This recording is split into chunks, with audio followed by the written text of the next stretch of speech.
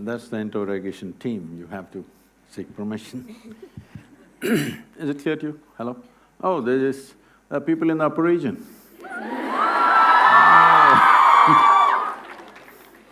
Can we light them up? I just can't see them. If there's no more extra lights, you got to light up yourself. Check. Well, this youth and truth, why this has been on my mind for a long time because it's almost a constant question in the last many years that I've been active. People come to me and say, Sadhguru, where were you when I was 20? If I had met you 25 years ago, I would have done this, I would have done that. You came just too late. This is like a constant vein, it's happening. So I thought we will step out and meet all those people who are below 25 years of age in this country. And that's why the Youth and Truth. What we call as youth or what we call as life, essentially is a certain combination of certain amount of energy and certain amount of time. Time is slipping away for all of us. You do something, it goes away, you do nothing, it goes away, if you sleep, it'll go, if you're awake, it'll go. Time is rolling away for all of us at the same pace. And time rolling away is not about the clock, it just means we are ticking off life till the final tick, okay? When we are young, we don't really understand this, that we are at the peak of our energy only in that time that we call as youth. When you're youthful, you will not understand this, you think you're going to be like this forever, but you will see as time goes by, energy levels are not the same. So when the energies are at their peak, the exuberance of youth, if it could be tempered with more clarity and balance, I think this energy could become something tremendous. If the necessary clarity and balance is not there, then the same energy could be disastrous both for the individual, the society, the nation and the world. So it's in this context we thought if we can bring some clarity and balance into the life of the youth in this country, and once this is over, the next phase is going to go international and we're going to reach out to students everywhere to bring some, at least a little more clarity and balance so that this exuberance of energy which is only at this phase of life will find fruit, will find fruitful expression in one's life, doesn't go waste and doesn't turn against ourselves. For most human beings, they don't need enemies, they're just doing great. Please. Namaskaram, Sadhguru. It's an absolute privilege to have you among us today. Our girls are super excited, as you can see. They were excited when Ranveer Singh came, I saw, not… It's an absolute joy to have you among us today. Before we begin, I will quickly introduce the panel to you. This is Kajal Hamjad, this is Anjali Chandrana, and I will be your moderator for today, Anisha Koshi.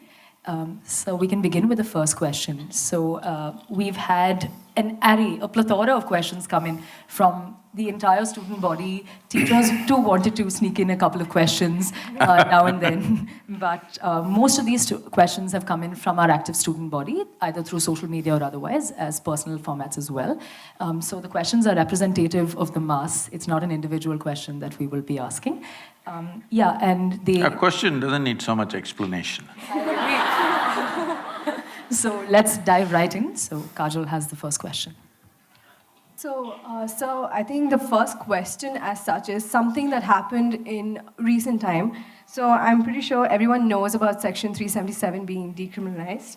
Yep. And I think most of the youth, everyone, me, I think most of us would have gone back home. We're very happy about this. And we talk to our parents and people from the, older generation. Right? So this is something that I do with my parents on a regular basis. We sit and we discuss a lot of topics. So this is something that happened to me and something that I've heard from a lot of people as well. So when we discuss something like this with our older generation, they said, we are not going to debate with you as such, we're not going to impose our perspectives on you, but this is not accepted in our religion, right? So when I took a step back and I thought how difficult it would be for kids, for youth from the LGBT community to come out to their parents, and at the same time, when the parents pose this restriction that it is not accepted in our religion, how does a child and how does a parent deal with it? And sometimes a parent does cut off from their child as well. So just want to know your perspective on, the LGBT community or homosexuality as such with religion, and at the same time how a parent and a child should deal with it. Because I think a relationship between a parent and child is so important, right? And to lose something on that lines is not something. Let's see, probably till now, largely in the social space, in the media space, in the social media space, everybody is pitching either for or against. Can we for some time not pitch for or against and simply look at the issue as it is? Can we? Look at me, I'm not a prude, okay? Let that be clear. So, when we say sexuality, let's understand this. It is something nature has put in us because there is something called as perpetuation of the race or the species, otherwise it won't happen. Of course, we being human beings, having more brains than body, supposed to, because of that, we kind of eliminated the reproductive part and just using the pleasure part of it, all right? This is sexuality right now largely in the world. But essentially, this pleasure also is come into the sexuality process because otherwise, well, if there was no pleasure to it, maybe we wouldn't be born, you and me. Our parents would not have gone into it if there was no pleasure at all attached. Yes or no? So we are here because of that. So there is no denying it or putting it under the carpet, that's not the thing. But somebody has a certain kind of sexual preference which has got nothing to do with reproductive process as such. It is their personal preference because every individual has the right to do whatever the hell they want to do with their body because it's their body. But if it is something harmful, you're going to cut your nose off or you're going to cut something else off, then maybe we will try to prevent you. But you're not causing any harm to yourself in that way, then it's your business as long as you do something in your private. Right now, the Supreme Court decision is just that what a person does in their private space is nobody's business. Government need not enter people's bedrooms, that is the law, all right? And I think it's right. But at the same time, why so many of you are upset about it or for it or against it is simply because there has been a campaign around the world. I'm saying the campaign should stop. There may be a few people who are oriented that way, leave them alone, it's their business, all right? Even if you're a heterosexual, you don't go about talking it on the street. Hello? You don't, isn't it? Because private matters must be handled that way unless you give some sanctity to this body. Please understand this. The fundamental difference between animal nature and human nature is this: we are doing the same things that they do. They earn a living, they go around, they reproduce, they die. We also do the same thing. We think a lot about it and we make a whole lot of fuss about it, but we are doing the same thing. Only difference is we can do all these things of eating, sleeping, reproducing, everything more consciously. Because of that, we hold ourselves little different from the other creatures. Otherwise, what's the big difference? You may think there's a difference, other animals are looking at you and thinking, what about you? Isn't it? So, this is the fundamental process. Now, individual people have some choices. I don't think it needs to become a national or international issue, it's their business, what they're doing. But at the same time, there is no need to campaign for it or against it. There is no need to campaign against it, there is no need to campaign for it. If you allow nature to take its course, the percentage of people who will fall that way are extremely small. But because of a whole campaign going on in the world, the number of people entering that space has become bigger, much bigger than what it should be.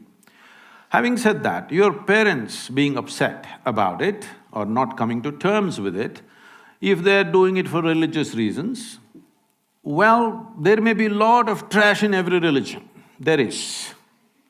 But there is also some wisdom gathered over the times in every religion, yes or no? So this wisdom, some people are calling it religion, some people are looking at just sensibly and doing what they have to do. Some people read religious texts and come to this wisdom because they're not able to figure it out themselves. So do you have to agree with all the things that they say in the religion? No. But do you have to simply blanket disagree with everything? That'll be foolish. Because human experience cannot be thrown away, isn't it? Thousands of years of human cultural experience cannot be just thrown away. We have to take what is sensible and what is not. So when it comes to this aspect, they know the consequence of this. See, when you're at this age, the most attractive word is freedom. Hello? Well, I come from the 60s. You know what 60s? So, freedom is the word. In this… but since then I've looked at human mind in so many ways. The moment you utter the word freedom, people will end up doing freaky things. Because freedom is a consequence. It is not a thing that you do. See, freedom is not an act, freedom is a consequence of how I experience my life. Freedom comes out of a responsible existence. If you think of the consequence without taking care of the process, you will always end up as a disaster. I must tell you this. Well, at least 12 to 15 of close friends that I had when I was growing up, they all died before they're 35. Well, some of them, because we were living on motorcycles, they got killed on the motorcycles, rest drank themselves to death, others drugged themselves to death. At least 12 to 14 people who were very close to me, who were around me, all died before they're 35 because freedom. Do you understand? Freedom was the real thing. They became free and they became free. Death is definitely freedom. So, one thing that young people should learn is, don't utter the word freedom because freedom is a consequence. It's something that you have to earn. It doesn't come as a philosophy. In 60s, we thought it's a philosophy. If you live responsibly, you will see freedom will come. When I say responsibly, not in the sense of civic responsibility, if you retain your ability to respond to life without any prejudice, without any restriction, you will see you will become free. Your ability to respond, if it is unlimited, it is freedom, isn't it? Now, coming to this religious resistance, there's nothing religious about this. Sexuality is a biological process. Yes? The very fact that nature created opposites, it has some intention. Well, some people didn't take to natural ways, it's okay, it's their choice. We don't have to discriminate against them, we don't have to persecute them, we don't have to put them in the prison, definitely it's not necessary. But at the same time, it doesn't need promotion either. Now, when I say freedom and responsibility, this is like this. See, suppose you want flowers in your garden. If you sit in your garden and every day do flower meditation, flowers will not come. If you want flowers, you don't have to even think about flowers. You must think soil, manure, water, sunlight. Soil doesn't feel like a flower, manure doesn't smell like a flower, water doesn't look like a flower, sunlight doesn't feel like a flower. But if you take care of these things, flowers will happen, isn't it? This is the way life works.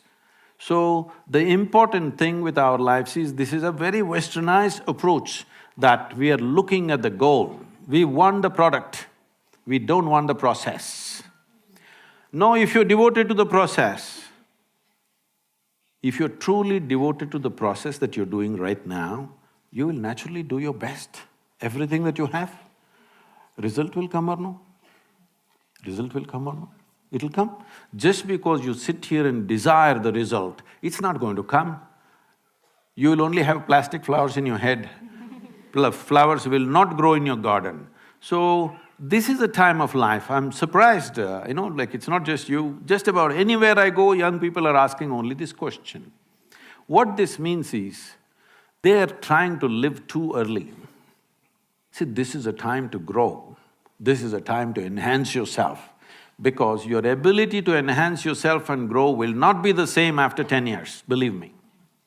Your ability to learn will not be the same. Your ability to grow physically, emotionally, intellectually and in consciousness will not be the same after 10 to 15 years' time. So this is a time to grow. When it's time to grow, if you try to live too much, some life you want to taste, but if you try to live too much, you will see your growth will be impeded and your life will be stunted in so many different ways. So it's very important young people focus on growth, because we are seeing this, like I've traveled across the United States, many of these universities. It brings tears to me when I see how it is. I'm glad, at least in India, most of the students are sober in the daytime. Really, I'm telling you, in top universities, daytime they're all gone. So we're becoming slaves of commerce. Because people have intentions to do their own thing, they're just enslaving the people, young people, because they want to sell their brand. Because it seems early age, if you get used to a certain kind of beer, that's what you're going to drink for the rest of your life.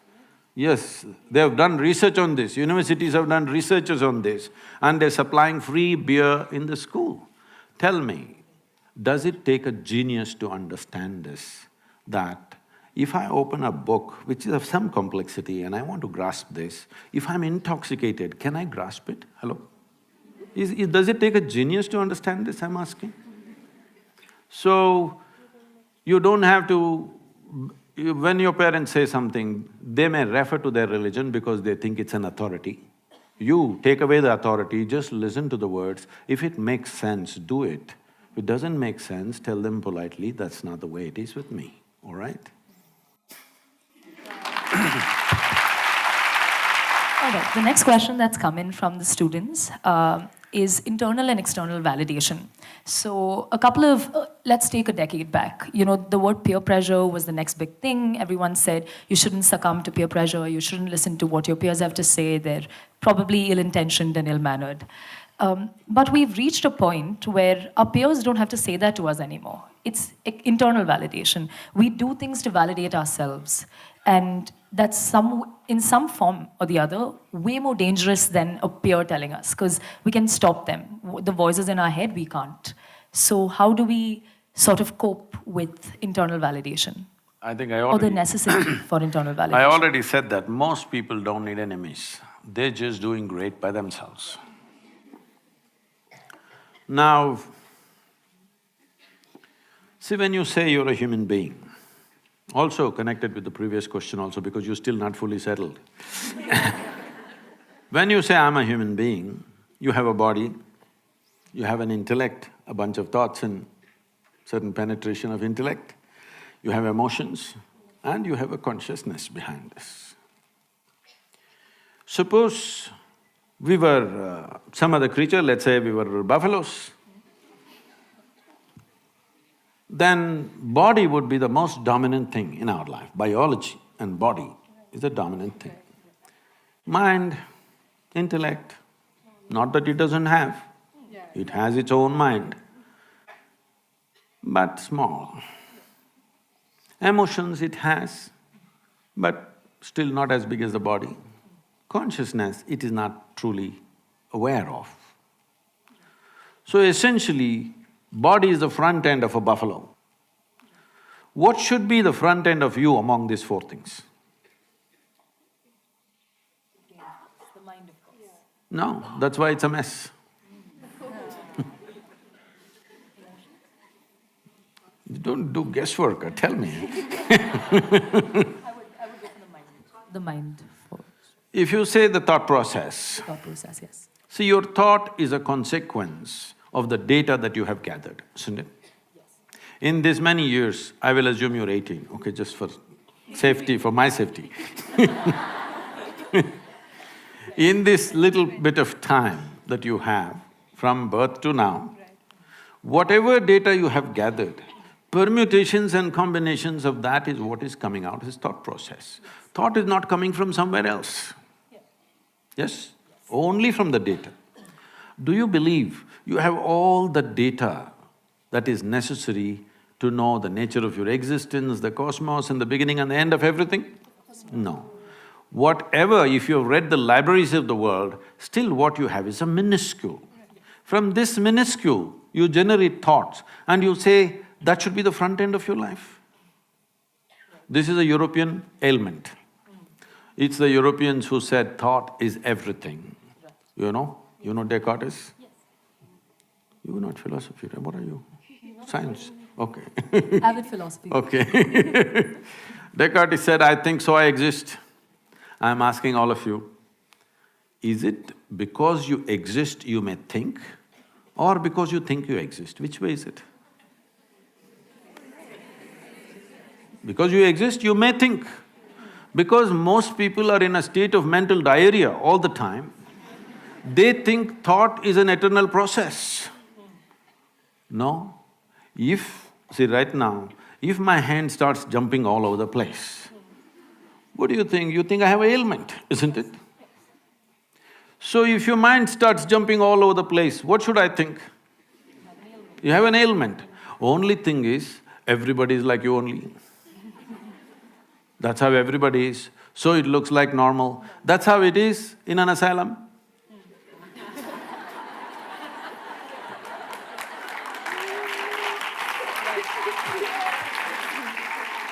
Just because everybody's hand is jumping like this, does it become normal? I'm asking you, does it become normal? With hand, it's very obvious and visible, but if you pay enough attention, it is visible, isn't it? So your thought is an outcome of limited data. That can never be the front end, it's very, very small. Why thought became so significant in the world is because of European system of education. Why in Europe thought became so important was, they went through a few centuries of very dogmatic religious imposition. They were not allowed to think for themselves. So somewhere in 1700s, they broke away from that. They started thinking for themselves, it looked like liberation. But now the same thought is freaking people to death. See, if I leave you alone in a room all by yourself, I will give you food and shelter and everything, all good care for you. Only thing is, nothing to do. You will freak yourself to death, believe me. So, with that kind of a mind, you want it to be the front end?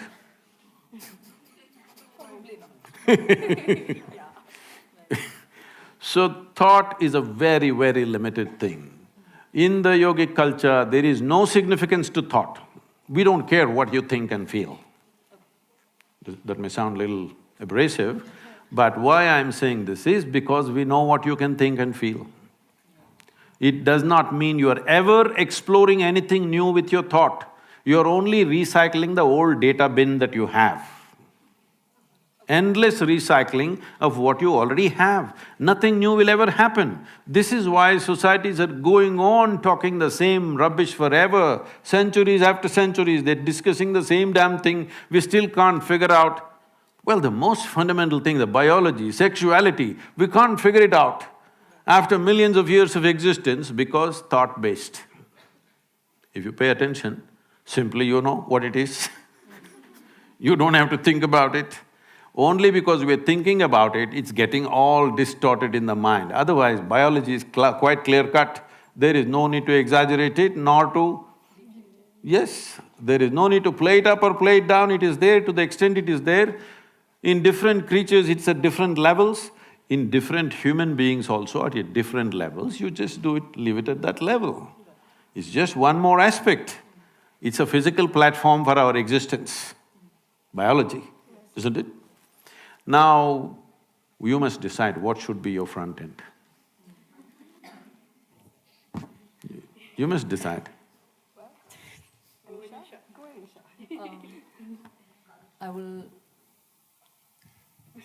So, pretty…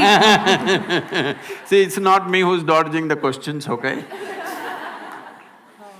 To be honest, I think it's still unclear to me, to be very honest. But I think the tangent that we will have to discover will No, come there in is no time. tangent. I'm just asking you, is it true these four dimensions are there to you? Yes, very much. What should be the leading edge? That's all I'm asking. What is the tangent about it? I still stand by thought for some reason. I'm probably terribly wrong, and I will probably discover No, it in no. time. Is it true your thought is coming from limited data? True, yes. So, if you're coming from limited data, is it true that you can never ever explore anything new? You can always widen your data. You can always go out there and learn and study. That is That's experience. See, correct, please yes. understand, life is happening in three fundamental dimensions. Why in this culture all this Trishula, Trikala, Trinetra, all this three is, because essentially your life is happening like this. There is memory of the past, there is experience of the now, and there is imagination of the future. These are the only ways life is happening. But people can sit here right now and suffer what happened 10 years ago. Yes. You can, you also can. And people can suffer what may happen day after tomorrow already. Yes, exactly. So if you're suffering what happened 10 years ago or 10 days ago, what happened 10 years ago, does it exist right now? No. So you're suffering that which does not exist. Please, psychologist, please tell me, if somebody is suffering that which does not exist, what's the terminology for them? I'm like, you tell me. No, I'm only asking for technical terminology. If someone is suffering that which does not exist here, what is the term, psychiatric term?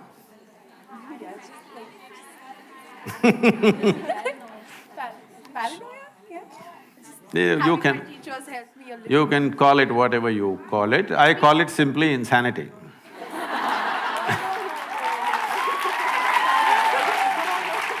No, that is a very strong word because it'll not help your practice if you call people that.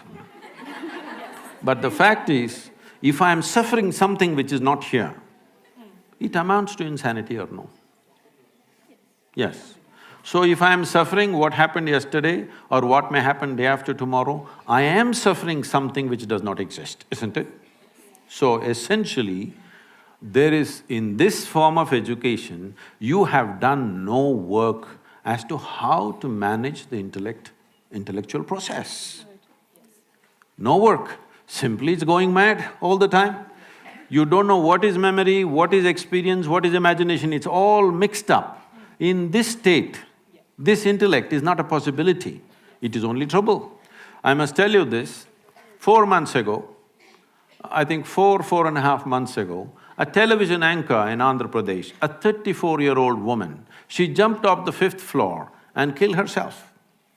She left a note saying, "Nobody is responsible for my death, my brain is my enemy." Can you beat this? Well, she articulated it, but that's the truth with a whole lot of people, 90% of humanity. Their brain is their enemy. They don't need any external enemy. If they sit in one place, they poke themselves. So she killed herself, and this… I don't know if you saw this handwritten thing went all over on the televisions and everything. Well, this brain, This brain is the most bloody precious thing that you have. It took millions of years to manufacture this brain of evolution. And today, it's become your enemy. Obviously, there is no stabilizing factor inside. When we say stabilizing factor, we are not talking about taking tranquilizers or having a glass of something to become stable. There is a dimension beyond all this. It is on the platform of this life, we have slowly built this body, we built this mind, we built these emotions, isn't it? Isn't there no concern about that platform that you call as life? If we just attend to that, all these questions will just vanish. People were asking me when I was at Anna University day before yesterday, Sadhguru, how come you can answer every question? I said, because till now, nobody asked me a question that I myself did not ask to myself and to everybody around me. I had a billion questions, nobody answered. Then I realized the questions are all coming from a wrong perspective. Because there is no profound experience of life on the surface with information that I have, I am manufacturing questions and questions hung like a dark cloud around me when I was young. So I said, till now nobody has asked a question that I myself did not raise. But why? If I raise the question, the next generation is raising the same damn question, that means we are not learning a thing from each other, isn't it? With all due respect, speaking of mental diarrhea and data bin, I'd like to talk about the education system and sorry. So, as students, at this point, I know this has been through ages and like all students feel a certain way about the education system, but there's a certain amount of anxiety that exists within us because we learn great things here. Okay, It's good for your future practice if everybody's anxious. That's there. That's there. Psychology helps. Yes. So we feel trapped because all the learning that we do here is beautiful. Like we sit, we attend classes, and it's really nice. But the concept of one standardized way of evaluating all students is something that seems really unfair in a certain way, and it sort of pulls us down because not everybody learns a certain way, not everybody has to be evaluated a certain way, but the system should work. So there's not this one solution to it. You just can't go, okay, you do this and then everything is fine. The students are happy and the teachers are happy. There's no one direct way to it. So how do you sort of approach this system that is trapping the creative minds of young, nice, sweet students? That's sweet you added to describe yourself. See, right now I'm involved in writing an education policy for the country. We are working on it. It may take another year and a half before we really come up with this. Because I live my life out of my experience. And my experience of education was just ridiculous. The sisters… No, I'm acknowledging them because I am also a Carmelite.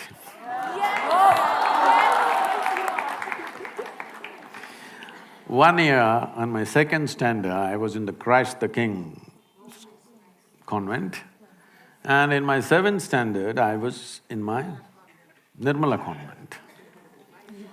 No school would keep me for more than 1 year. Because I never understood, why the hell am I going to the school? Nobody explained to me.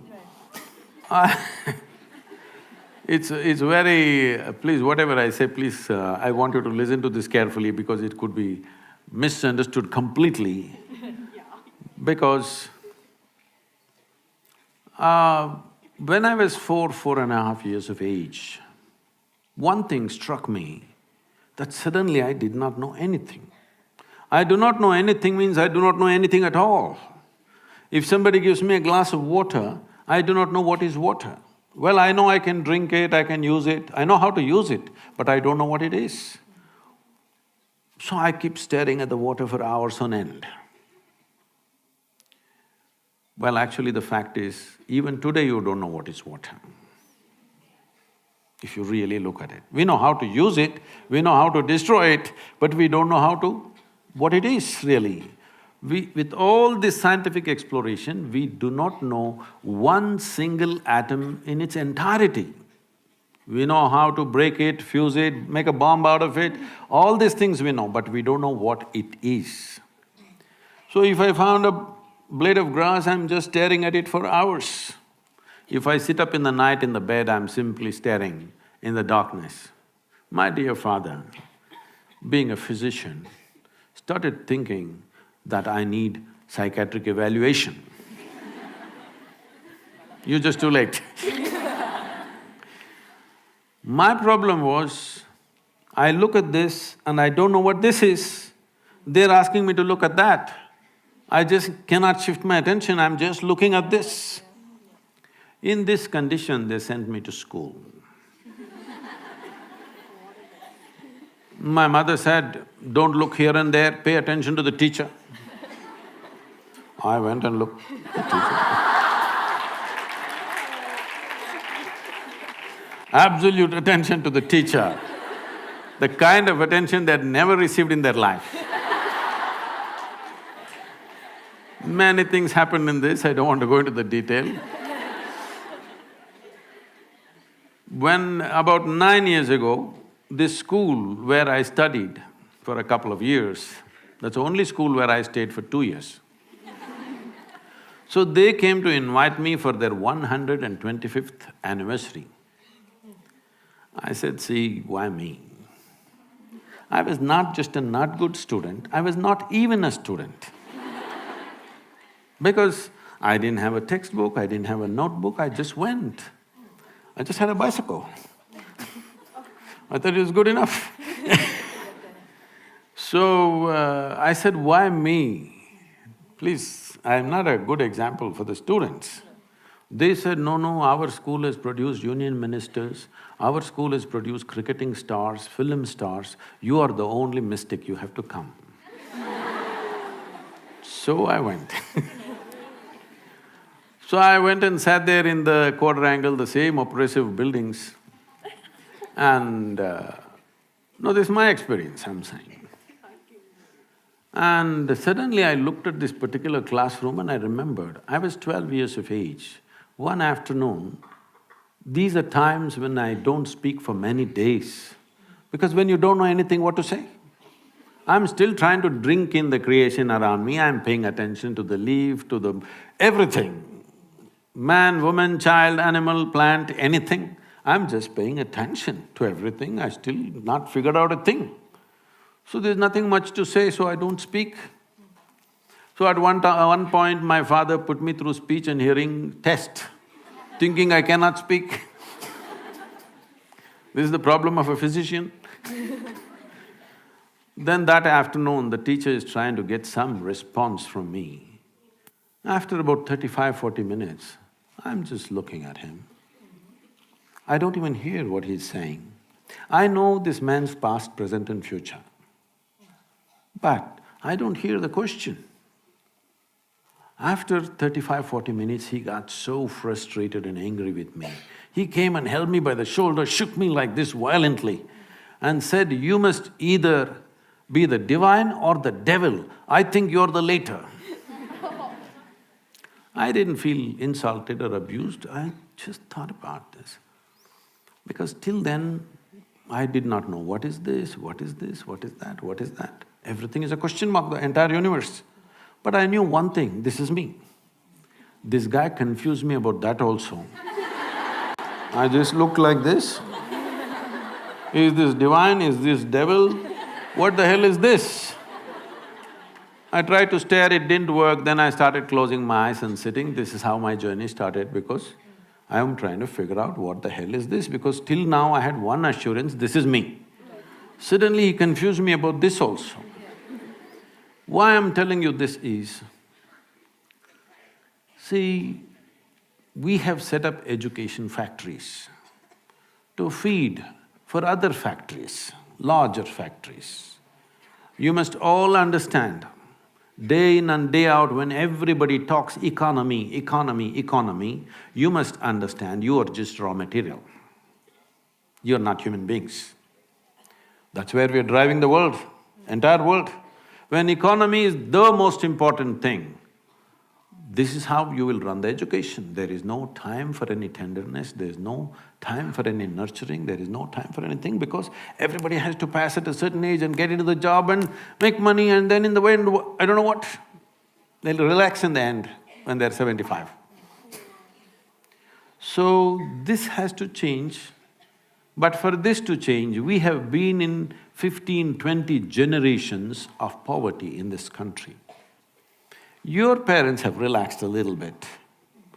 My time, our parents were so hyper about how will you earn a living, how will you earn a living.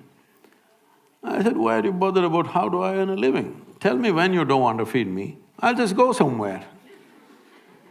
I'm capable of getting my food.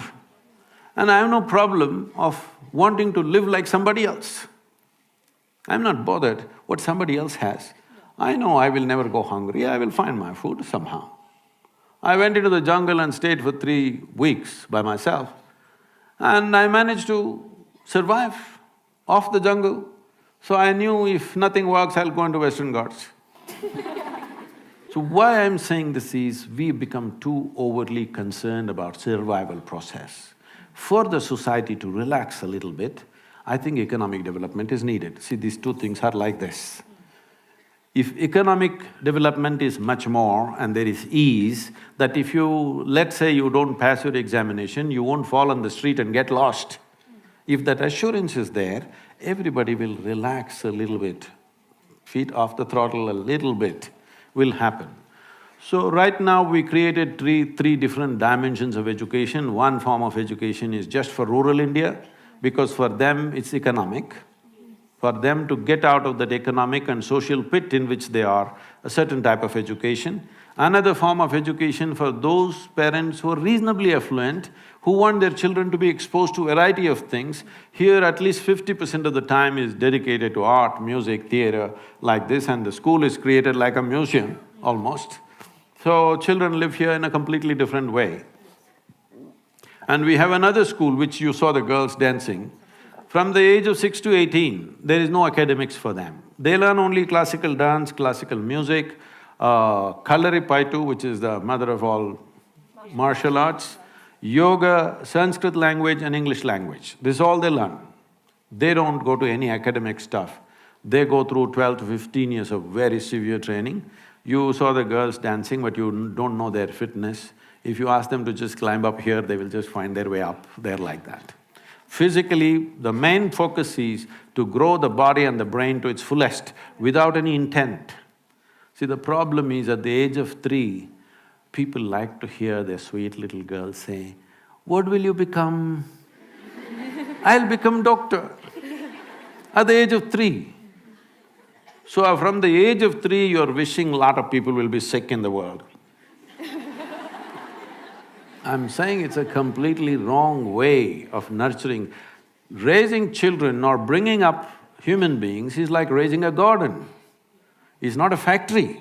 In one extruder, everybody goes, but that's not going to change in a hurry.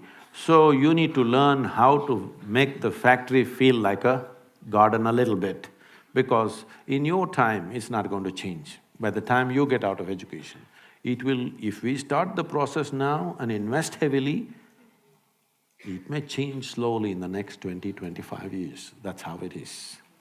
Because changing the education system, in thought we can change it, on paper we can change it. Putting it down there, training the necessary people, creating the infrastructure, this is not going to happen. And also we need to reduce our population a little bit. Otherwise it's very difficult to provide good education for everybody. So there is, since we're talking about education and the Indian education system… Are the people in the upper region still awake and on? Quiet, they are so… Okay, since we're talking about the Indian education system, one of the main questions that actually came to us, was, is attendance… is education all about attendance? Because… somewhere… Yeah, they're awake now. Somewhere, no one wakes up in the morning to say, oh, I'm going to learn something new today.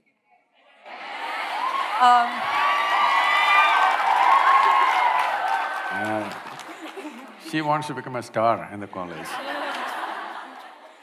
So, everyone, I think, gets up saying, oh, I don't have attendance, dude. I think I need to attend this class. Oh, I have 85 in that, so maybe I can miss one class. I think many of the students here, they don't like maths, but when it comes to calculating the amount of percentage that is required, they're so good at it. I think even Anisha has a question when it comes to motivation and drive as such, especially in college. Yeah. So my main question is, how do we shift that into more of a learning objective than making attendance so dominant in this education system? I don't want to share my experience of attendance. What happens with the student body at large is the drive to learn or the drive to acquire knowledge has died down somewhere.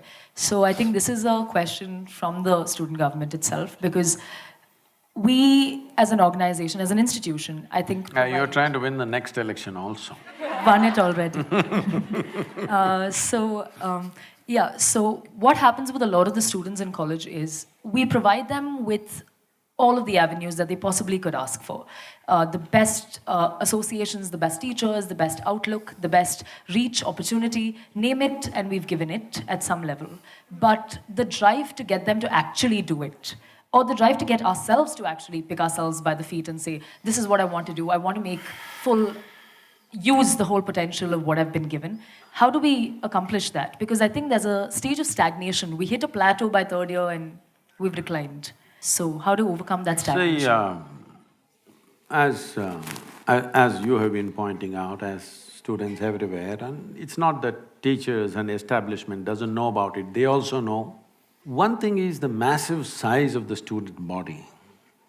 It's not a small number to experiment and change this and that, it's massive. And if you make any changes, the loopholes that arise in the new system, everybody will exploit the loophole. So, people are averse to change because of this, which is not the right way to approach. But the pressures of running an educational institution, I also know how it is. Talking about attendance, see, I raise my girl with very little interference with what she's doing. So she traveled with me. I was traveling across India, driving myself all the time. So she started traveling with me when she was 3.5 months of age. I just held her down in the front seat, strapped, and drove. Always my right leg is heavy, you know. So she grew up like this in various homes and her exposure to people was tremendous. By the time she's 18 months of age, she's fluently speaking 3 languages. But I made it very clear to everybody, nobody will teach her anything. Do not teach her ABC, Mary had a little lamb. I don't care whether Mary had a lamb or not.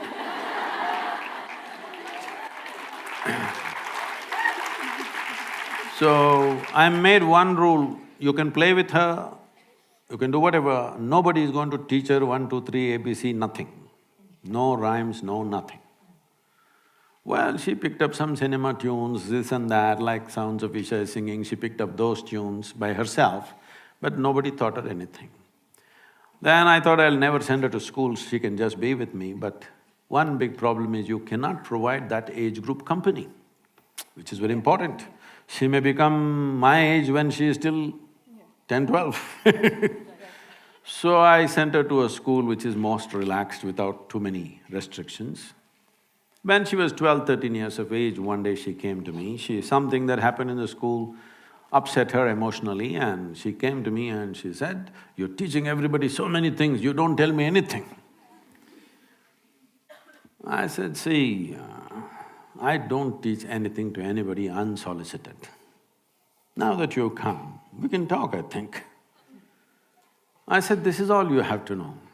Never look up to anybody. She looked at me like this. I said, even me. Because if you look up to me, you will miss the value of who I am. Maybe you'll hang me on the wall and nail me to the wall and smoke me out of your house with incense.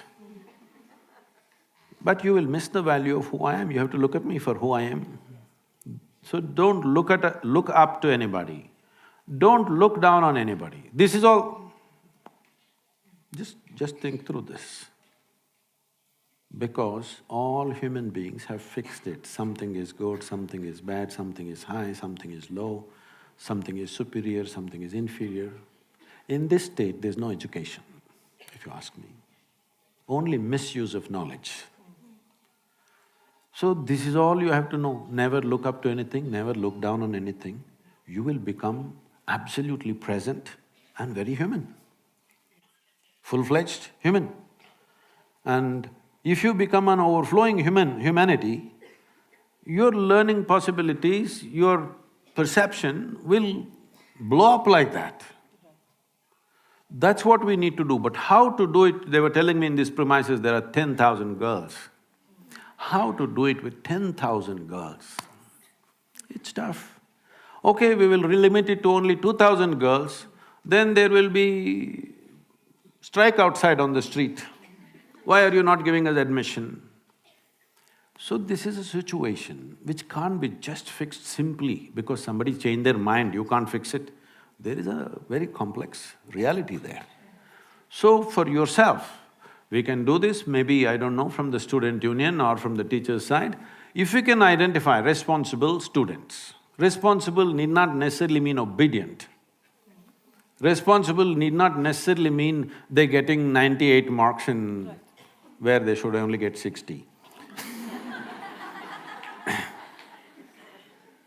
So, responsible is different. All I'm saying is, if all of you girls assure the management that our time in the college, don't compel us to just necessarily sit in the class, but these 7 or 8 hours we have, we will stay focused on something.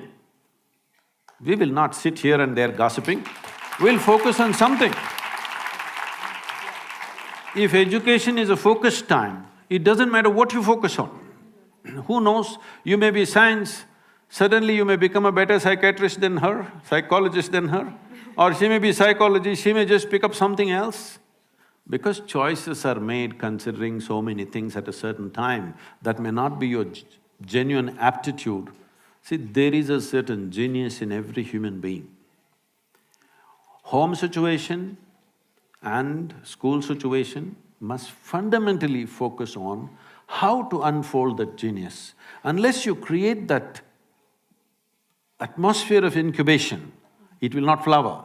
Believe me, 99% of the human beings on this planet live and die without ever touching the inner genius that they hold within themselves. It is not just about them, what a loss to humanity. This is why the same stupid things are being debated for thousands of years, because human genius doesn't open, bunch of idiots. Yes, talking the same damn things forever as if it's something else. What every other creature with a millionth of your brain knows, human being is struggling to figure out. What a grasshopper knows, you're struggling to figure it out. This is not fair. Hello? This is not fair to humanity. I want a higher opinion. Hello, all of you. So another topic that is like very sensitive, but it's not talked about as much, is casual relationships that exist in this nice age group that we're in. So yeah, I'm just going to say good things about us.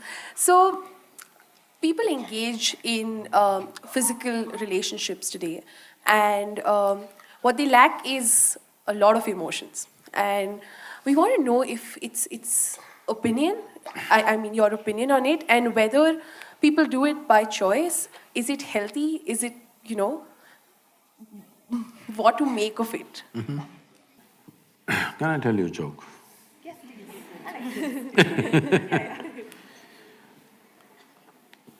There was one Mrs. Bhatia.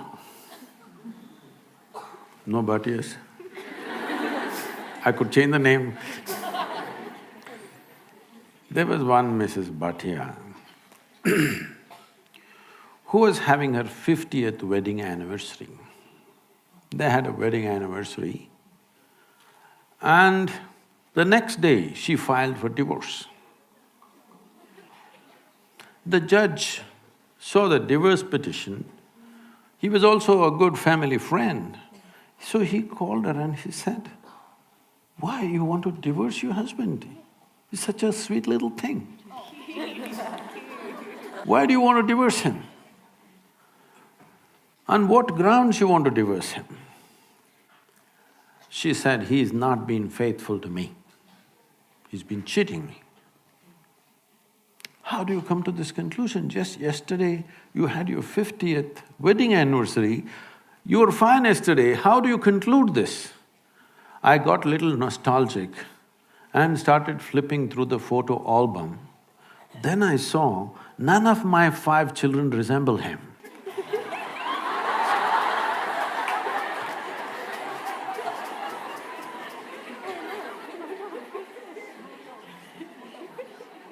So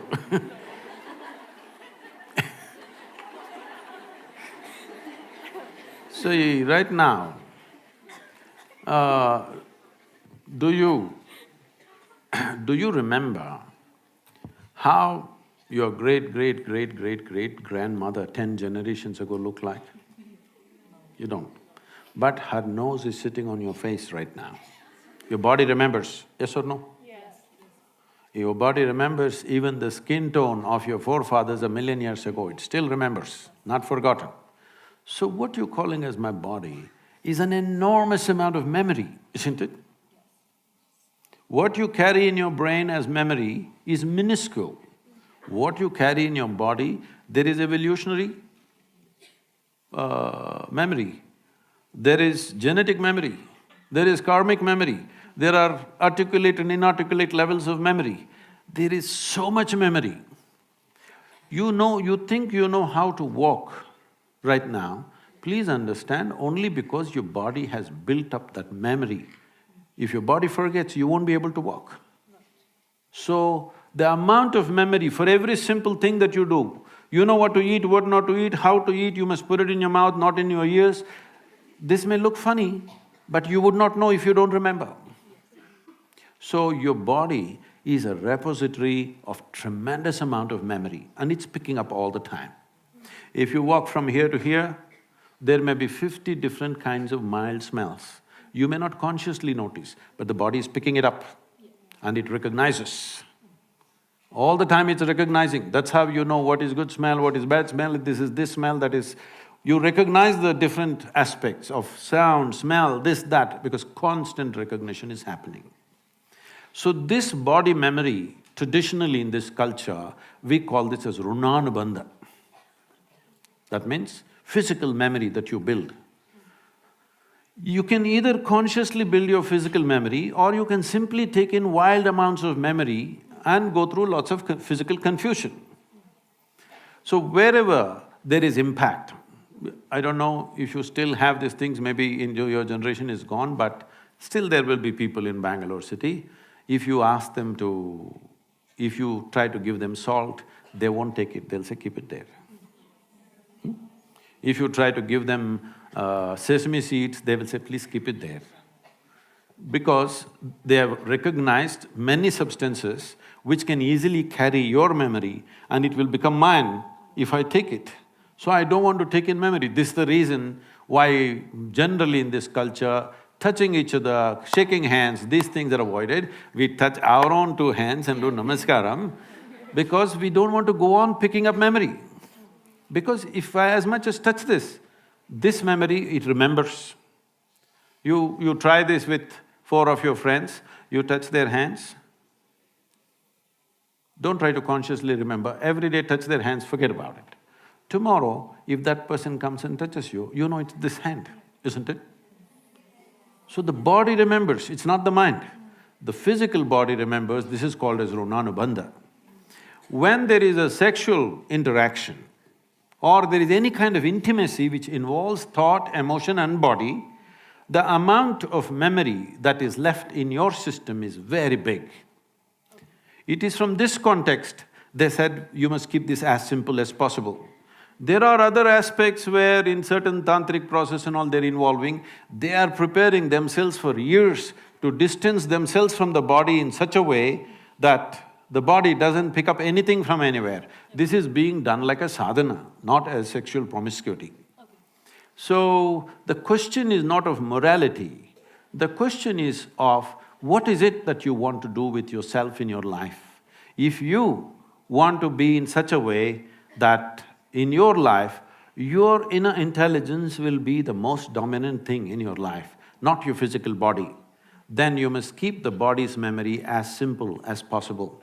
This is why simple types of food, people go into very simple kind of food, not complicated. Even now, I eat one meal a day and I eat only one item in the meal. I won't eat 10. I may eat all of those things another day, but today I'll eat only one item because it makes a huge… Just experiment and see, don't go by what I'm saying. Just experiment and see, especially when your examination time comes, eat simple food and see what a difference it makes for your intelligence, how it functions, how alert you are, everything. So, what is it that you're trying to build yourself to? Do you want to build yourself to be a sexual supernova or… No, I'm saying some people may have that intention, that's up to them. But what is it that you want to do with your life is something that you must decide. If you have decided that, it's very, very important that you don't unconsciously pick up enormous amount of memory because this will lead to… Later on you will see, it'll become very difficult to remain peaceful and joyful in your life, no matter what good things may be happening. Simply because there is confusing memories in the system. When something else of similar nature comes, the body goes into a turmoil of confusion. It may not translate into your mind. Just physically, it will go on. So, it's a choice that one has to make. It's not a question of morality, it is a question of living sensibly.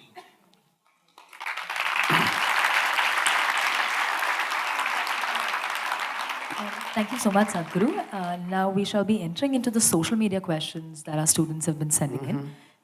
So the first question is sent in by Shivangi Sharma. Lots have been spoken or debated about feminism. Girls are doing different things in the name of feminism. Is there any meaning to feminism or are we fighting a non-existing idea? See, there is a meaning to equal opportunity for all human beings. You should not even consider their gender. Women should have rights, I don't like that. All human beings should have equal opportunity. And they should choose what they want to do. What a man wants to do, what a woman wants to do, it's the choice of an individual. Just thinking all women are same, all men are same is a stupid idea. The requirement is not the same, the drives are not the same, and the aspirations are not the same. So, all women be like this, all women be like that, this is a very… this is the problem, when something is going wrong, people react to that and they think they can correct it by reversing everything. Yeah. Reverse is not the answer, reaction is not the answer. What you do in reaction will always lead to one kind of injustice, will lead to another kind of injustice. There are various aspects attached to this, but feminism, if you're importing it from United States, most of the feminists, they didn't live well. They talked and talked and talked, and in the end their life is empty. Not because there is no man, you don't need a man, it's your choice, okay? But the problem is constantly being in a state of reaction doesn't lead to well-being of a human being. This is one species, we should not forget this. These are not two species, this is one species. The species is made in such a way that they have to… There is only possibility to exist together. There is no other way. Question is how much need you have for the opposite gender or you don't have need for it, that's up to individual choices. But fundamentally, there is no such thing as superiority or inferiority. Once again, this superiority business has come, or this male domination has happened in various societies. mainly because we made economics the most important thing. Money is the only value. Now, the go-getter in the family is the only value. Let me share this with you. My mother did not earn a rupee in her life, and she didn't care about earning a rupee. But can you think can you think of that family without her? Is it even a possibility? Rubbish. It's simply rubbish. That somebody thinks, oh, she didn't earn a rupee, so she must have been a slave, so she was a housewife, she worked all the time, nobody paid her. This is just stupid stuff, okay? Because money has become the greatest value. Right now in this town, if you say there is a big man, this doesn't mean he has a big body, we don't value them anymore. It doesn't mean he has a big brain or a big heart or big something else. No, he just has big pocket. So this has to change in the society. If money is the only value, male is the only value, I want you to understand this. Today, in the name of feminism, unfortunately, a whole lot of women are desperately trying to be like men. It's not so much in India. If you look in, business districts of United States and UK and other places, I feel terrible for these women. All the time they have to be in a certain way. It is so hard to be a woman in the Western country these days. At one time it looked like freedom. You will see it is so extremely difficult to be a woman because she has to be always balancing on four-inch heels, and she has to be dressed like this, and she has to carry these bags like a man. Everything, heavy bags and computers and going here, going there, just doing the same stupid things that man is doing. This is all about how I earned a few dollars more than another man. This is just a stupid way to structure life both for a man and a woman. And for a woman, it will lead to lot more suffering. Today, over 40 years of age, I think over 45 years of age, 42% of the women in America are on some kind of antidepressants or something else. This doesn't speak well, this doesn't show that it's worked, isn't it? Well, exploitation comes.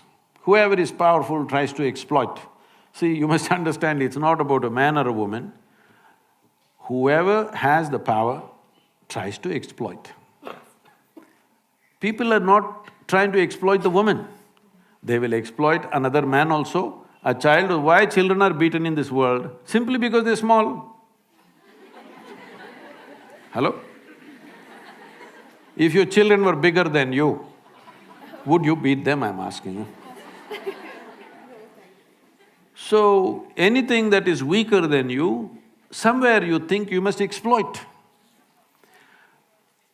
If this has to go, the front end of your life should be your consciousness. Why consciousness is? See, when we sit here, your body is your body, my body is my body, 100%. Till they bury us, we don't understand it's the same stuff. Yes? When they bury us, we get it, it's the same soil. But right now, this is me, that's you, 100%. Now you are very cautiously agreeing, disagreeing, because your mind is your mind, my mind is my mind. Yes? But when it comes to life, there is no such thing as your life and my life. There is just life, this is a living cosmos. You captured a little bit of life, I captured a little bit, somebody else captured a little bit. But it's like blowing soap bubbles. You blew soap bubbles when you were young? Yeah. So you got only this big bubble, somebody got this big bubble. Same soap. Everybody has air in the lungs, but one person gets this big bubble, another person gets this big bubble. Why do you think? Certain level of attention, isn't it? In blowing a simple soap bubble, there is a certain methodology and a technique to it. Now you filled up this much, poop, it went. Then you can't say, this is my air. There's no such thing. So similarly, as you sit here, there is your body and my body, your mind and my mind, there's no such thing as your life and my life. If you put that as the front end of your life, all these discriminations, prejudice, nonsense, your body will not work against you and anybody, your mind will not work against you or anybody, your emotions will not work against you or anybody, because it is the identity which decides how your mind functions, isn't it? Right now this feminism is coming from, I am identified as a woman. No, physically you are a woman, it's fine. 50% of the population should be women, always. Always it should be. That is good. But your identity need not be 100%. You are identified as a woman at one level, but your identity need not be 100% with your female body, because this means we are identifying with body parts. If we must identify with body parts, why choose reproductive organs? At least choose the brains. But brain is my enemy.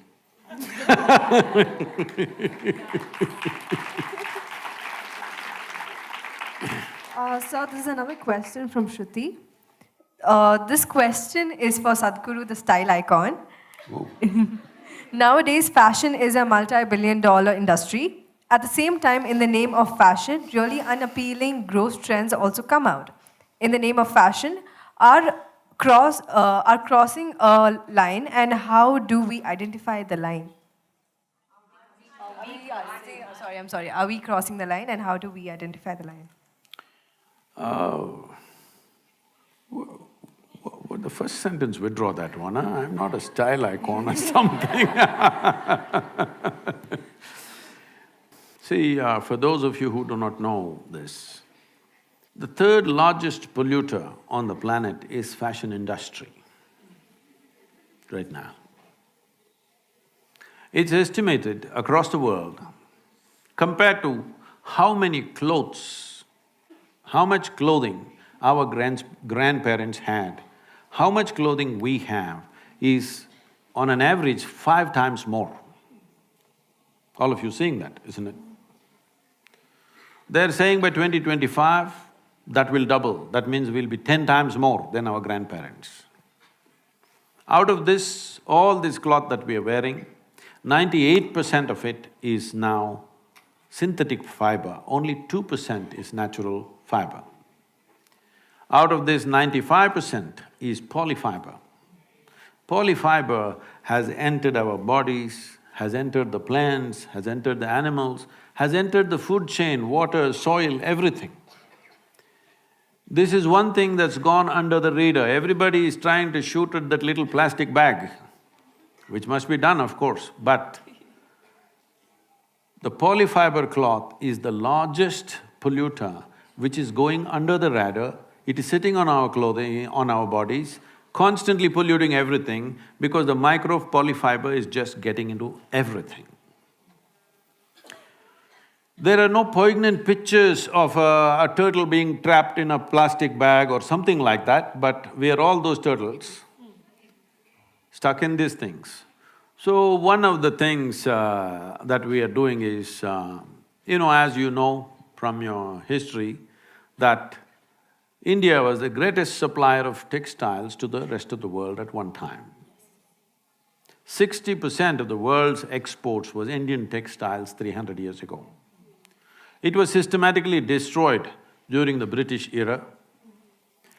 Over 3 to 4 million people died in about 50 years simply because the industry was systematically knocked down. And that's one reason why when the English left, nearly 91 or 92% of the people were in agriculture, because all these weavers went back to agriculture just for sustenance. That is why such small holdings all over the place and agriculture being in such disarray, one reason is because of destruction of handloom industries. To a point where one of the Governor-General said, the fields of India are bleached by the bones of the hand weavers in 1860, because millions died. So having said that, we still have the skills. India is poised, if we do the right things, to be able to clothe the world once again in a sensible way, in a natural way.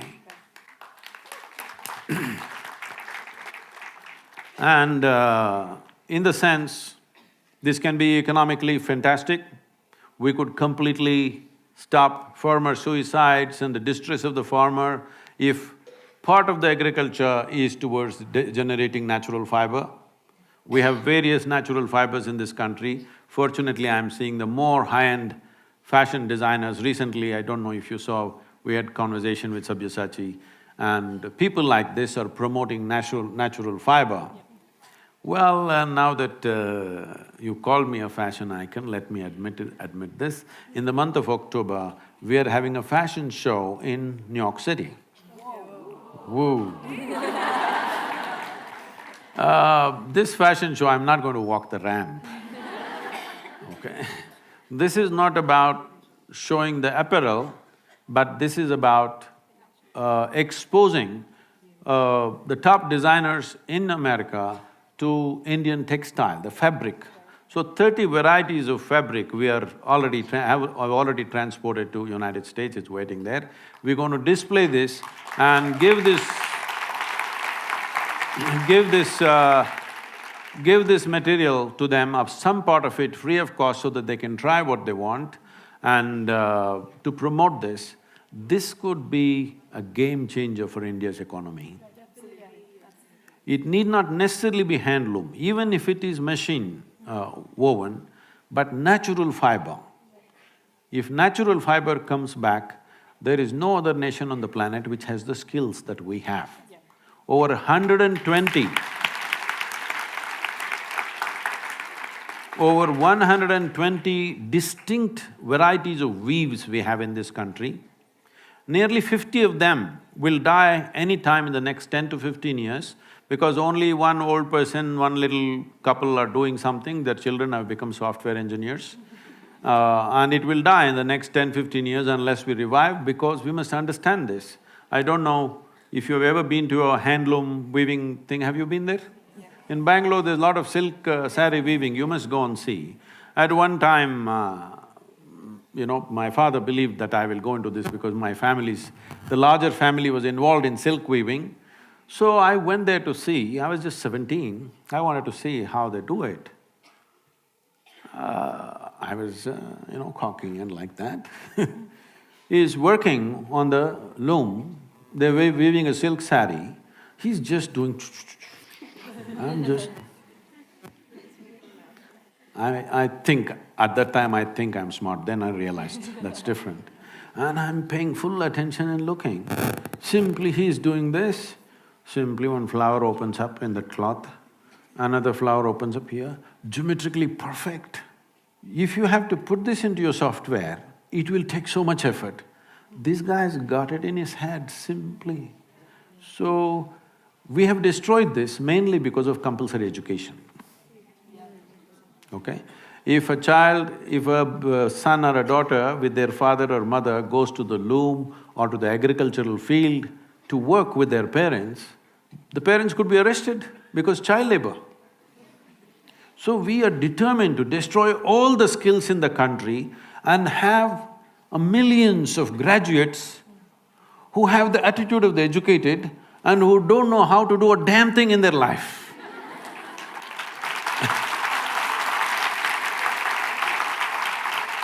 So, we push the education system towards only 50% of the time that you spend in the school should be academics. Rest of the time in villages, agriculture, craft, music, dance, folk arts, many things. For the first time, the central government announced about a month ago, 50% of the time is academics. But to implement that, it'll take… the speed at which we move, it may take 10-15 years, because infrastructure, training, you need teachers and everything. So coming to fashion, I think all of you must be style icons in some way. That means you're not just imitating some rubbish that some model or somebody does, something that fits you. Because each body is made differently, there is a certain way to arrange the aesthetics for your own self. For your body, and style is also for your mind and emotion, isn't it? Not just about your body. So it must arrange itself like that, and please, maybe right now it's not possible for everybody, at least one day in a week, please wear natural fiber. Many farmers will not die if you do just this one thing. At least one day in a week where natural fiber, you may save many farmers' lives because this will be a steady market. If you grow more vegetables, it goes on the street. If you grow less, it's always a struggle. But if part of it goes into producing natural fiber as it used to be in this country, we were the largest cotton and jute manufacturers in the world, but all wiped out. Time to get it back.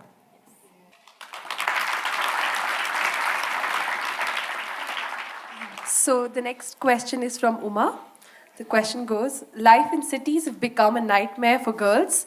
Groping, leering, lewd comments in public transport are a norm that girls have to put up with and unfortunately don't raise their voice against. What to do about such upsetting civilizational evils? It's an unfortunate reality. At that moment, I know what is the reaction and what is it that we feel like doing. That's a different matter. But we must look at the larger picture. Why? Why is such a thing happening? See, this is because we are a society in transition. We have sort of given up our traditional ways of doing things. We have not caught up with another way of doing life totally. We're just hanging in between for too long. In the sense, probably 30 to 40% of the young people that you see in the cities are migrants, they've come from elsewhere. One thing is, when you're in a new place, you can afford to be irresponsible. They won't behave like that in their own village, okay? Because there are consequences. Here they are new. And another thing we have to address, if we have to look at it compassionately, is if he was in his village, his mother, his mausi, his atte, somebody would be talking, see, we're going to get you married to that girl, see that girl, that is going to be your wife. Whether it's going to happen or not, that's not the point. He thinks there is a solution for his hormonal struggles. Yes, it's a reality, come on. Between the ages of 15 and 25, this is at its peak. So, even if there is no physical solution, there must be a solution in thought and emotion that he knows that, this year you're going to get married, no, this year the crop is not good, okay, you'll get married next year, they may postpone it 5 years, but he is living in that comfort that there is a solution for him. You take that guy and transplant him into Bengaluru city. He's just a wild creature. He's living somewhere, 10 people in one room. Daytime one set sleeps, nighttime another set sleeps in the same room. That's a living conditions, I'm saying. And there is no family, there is no any kind of balancing factor in him, there's no society for him, it's just dog-eat-dog world for him. And for his hormonal stuff, there is no solution. Nobody is telling him that girl is for you. His mind is going crazy. He watches movies, these days pornographic stuff is all over the place, he's watching it on the phone. So he thinks this is what every girl wants. He is unable to think beyond that, you must understand his problem. See, first of all, what puberty or adolescence means is, see, when you were, let's say 10, 12 years of age, you looked at somebody, they were just fine. Suddenly you became 14, 15, your intelligence got hijacked by your hormones. You look at somebody, every bump on their body looks like a world by itself. Yes, this is the reality. Now, that guy who is transplanted from a village to here, and his idea of a woman was his mother or his mausi or somebody, now he's seeing young girls here, the kind of girls that you only saw in movies maybe. Now, one drop of alcohol, the guy will pounce on you. Little more push he needs. All these rapes and things you're seeing is just this. Already he's out of control, he's somehow holding himself, put 1 or 2 drops of alcohol in his mouth, boom, He'll go crazy. So this is an unfortunate situation. It's a cruel situation for him, it's a cruel situation for those who are victimized by him. But we are a society in transition, it's time we address our issues directly. Don't go on thinking it'll get solved if we close our eyes and sit. It doesn't get solved. So, as a society, we must debate. Are you going to go back to 16 years of age, you can get married? Or are you going to go back to a place where you will discuss and see how to conduct this society? After all, there are young people, they have their needs. How are you going to address this?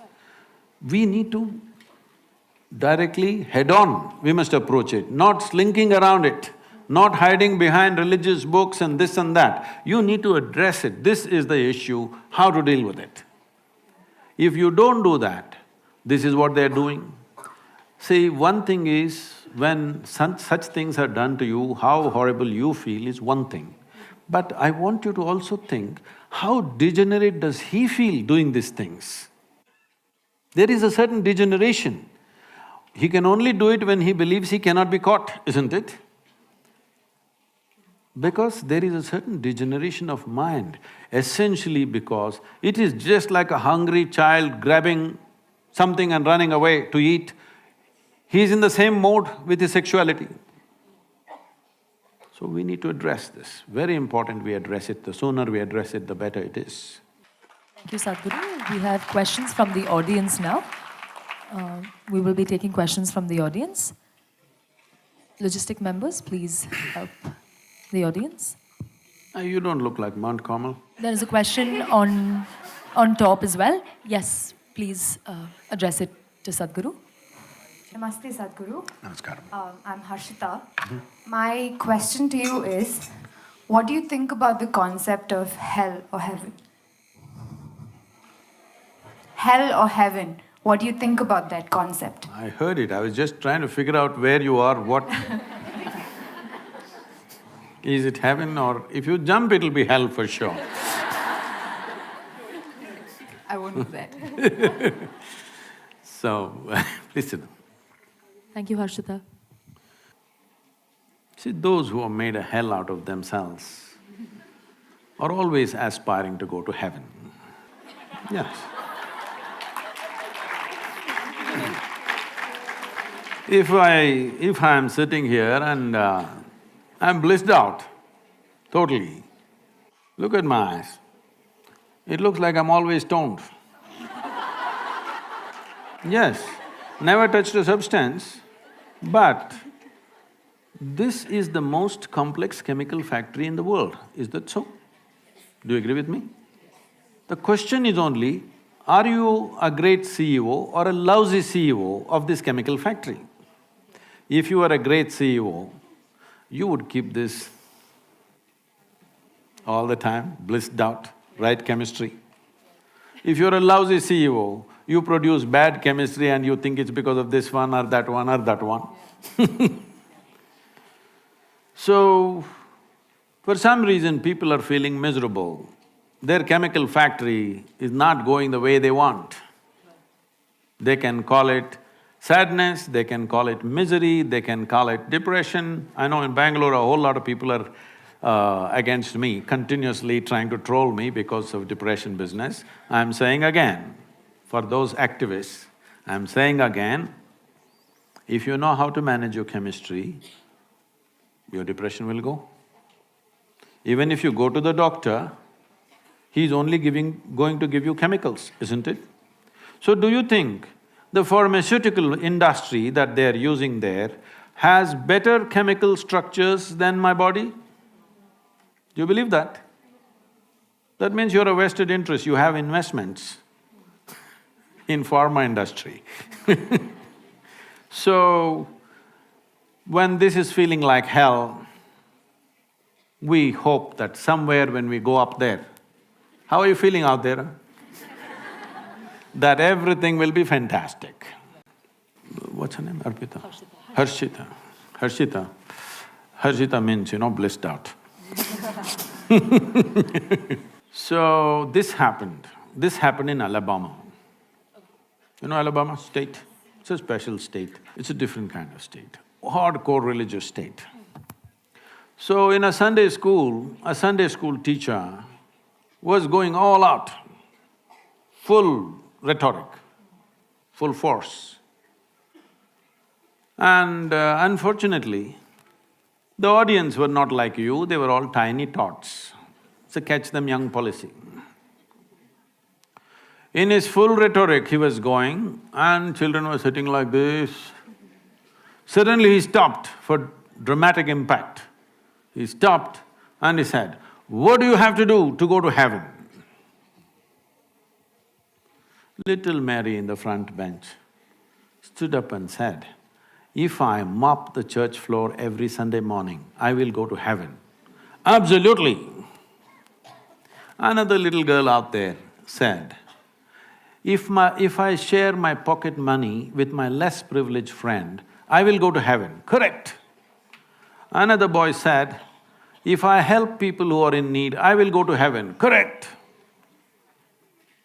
Little Tommy in the back bench stood up and said, "You gotta die first."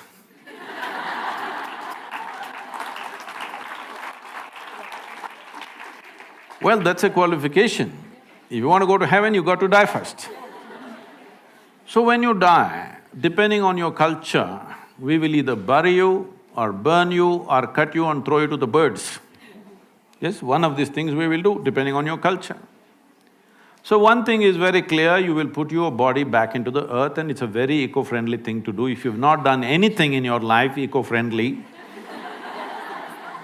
that is one act which will be good. You should not take your body and go. You must put it back into the earth because this belongs to the earth. So you left your body and went to heaven. You know what is in heaven, Harshita? No? You know? Okay. So, what is in heaven? In Hindu heaven, food is very good. If you are a foodie, you must go to Hindu heaven. Nala himself will cook personally for you. He's the greatest chef.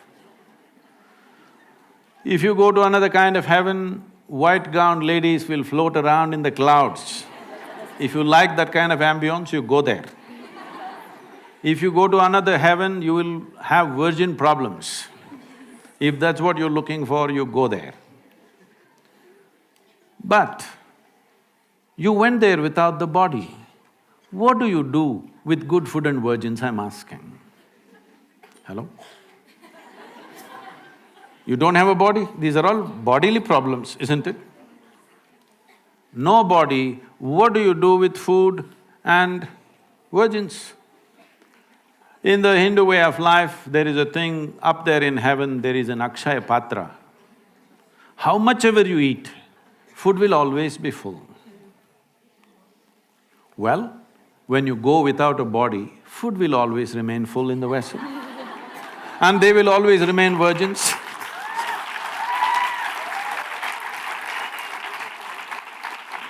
So, we have been doing this for a long time. This was one simple way. You must understand the managerial skills of the traditional people. This was a way of managing humanity. You're miserable. You… don't worry, when you go there, everything will be okay.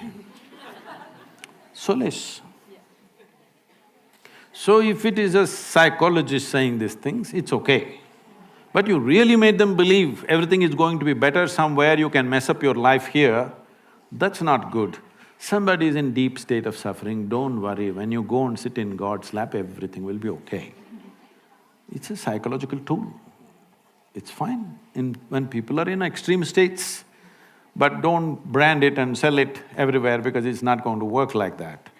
So, now heavens are collapsing in people's minds. Why there is such an increase of consumption of alcohol and drugs on the planet is mainly because still people are not articulating it, but in their minds, heavens are collapsing. How many of you are thinking, one day when I go to heaven, everything will be fantastic? Not many of you, I'm sure. But in the previous generation, if you had looked, the numbers were quite significant. So heavens are obviously collapsing in human mind, because if you ask three questions, all the three heavens will collapse. Yes. So now once human intellect became active, inevitably it'll ask questions. If you ask questions, these things will collapse. So people are trying to have alternatives right here, that they're getting drunk and drugged right here. So this is the moment. All of you young people must understand this. At this point of time, if we don't raise human consciousness in a big way, if you don't teach people how to sit here absolutely blissed out by your own nature, believe me, in another 50 to 70 years' time, at least 90% of the human population will be on some kind of chemical. To be healthy, they need chemicals. To be peaceful, they need chemicals. To be joyful, they need chemicals. For everything, they need chemicals. I want you to know this, 70% of US population is on prescription medication. The most affluent nation on the planet. Why does individuals and society seek affluence? Because the first step of affluence is choice of food, choice of nourishment. The second step of affluence is choice of lifestyles. The most incredible variety of food is in front of you and enormous lifestyle choices are there, and in this society, 70% of the people are on pharmaceutical, prescription medication. This clearly shows if you do economic development without also cultivating human consciousness, our wealth will become our biggest problem. So we are still on the threshold of economic development. This is the time where we have to invest in evolving human consciousness. For all this previous question, the problems that you asked and everything, fundamentally evolution of human societies need to happen. But there is no such thing as a society, there's just you and me. It's only individual people. If you and me evolve, society has evolved, world has evolved, isn't it? Society is only abstract, it is actually all of us individuals, isn't it? So if individual evolution in terms of becoming conscious doesn't happen, you will see 90% of the population will fall into chemicals. When they fall into chemicals, I'm not talking about this as a moral thing. If 90% of the human population goes on constant usage of chemicals, the next generation that we produce will be a generation which will be much less than who we are, and that's a crime against humanity. Every generation, the next generation that comes, must be at least one notch better than who we are. If we produce a generation less than us, then we have committed a crime against humanity, we have taken humanity backwards. And that is what will happen if chemical usage multiplies and it is going wild. This is the time to raise consciousness, that's why we are here with you. To blow your mind without cocaine. I think Anjali has a follow-up question to that, so post her question, we will continue taking questions from the audience. So just going back a little, so psychology and psychiatry has been infamously held by the neck because of pills. This is something that, has been like a raising concern in everybody's mind, because at least that stigma of going to counselors have fortunately come down a little, but the fact that people go to psychiatrists and the fact that they are prescribed pills is somehow still there. And the fact of the matter is that when a patient is put on pills, it's not the be-all and end-all of it. They do not stick to the pills for the rest of their lives. They are put on the pills so that the psychotherapy or like the therapy works on them, and little by little they are actually put off the pills. And until and unless that entire procedure of putting you off the pills and making you independently live without the pills happen, the procedure is incomplete. Unfortunately, a lot of these procedures are, left halfway because, people do not complete the term of, their therapy. But the entire science… You're telling me, I'm not rubbishing the science. I did not rubbish the science. I only said somewhere in a quote, not even a saying, somewhere past quote that was put out, I said, if things are going wrong with your life, it's bad enough. If you get depressed, you're only multiplying the problem. For this, the activists have been… You also? You also? Okay. Okay, I'll explain that. I very much understand. I'm closely associated with various people who are in the profession, and there are many people, because every day I'm meeting thousands of people, not everybody is perfectly sane, a lot of them go off, they need doctor's help, everything. It's not we're discounting that. But if you do not bring the fundamental responsibility in every human being that their physical and mental health is their business, if you do not bring this from an early age, you will see a lot more people will go off. Don't think everybody is pathologically ill, no. Those who are pathologically ill, without medication for periods of time, they may not be able to come out at all. Some of them will never come out, that is also there, that's a different matter. But we are talking about all the fringe kind of madness, which all of us have. I can also drive myself into depression, something that I want doesn't happen. Everybody capable of driving themselves into depression, isn't it so? Is it possible or not? So what you're saying is depression is not a choice? I mean, is that what you're saying? You think depression is a choice? Like, there might… See, please understand, there are some who are pathologically ill. It gets them in spite of themselves. But many of them push themselves into it. Suppose you get very angry, what is the expression you use? I'm mad at you. So consciously, willingly you're getting mad because you get some results in the society. If you keep trying it, because the line between sanity and insanity is so thin, if you push, one day you will cross. There are many people in the world who need not be ill, both physically and mentally, not just mental illness I'm talking. Both physically and mentally, they need not be ill. See, right now, for last 50 years, some millions of cardiac surgeries have been done. Today surgeons are clearly telling you, if you go off red meat, you eat the right food, if you exercise, you will not come for the surgery table. Is that against your cardiology? Why is psychology such an insecure profession? Absolutely not. There's just one last thing that I will add before we move on for the next question. There is a certain diagnostic criteria for… So, I might be sad, I might be extremely sad, but that does not mean that I am depressed. I am entitled to my sadness. See, please, who doesn't know this? Do I look so simplistic that I don't understand somebody is sad and somebody is depressed?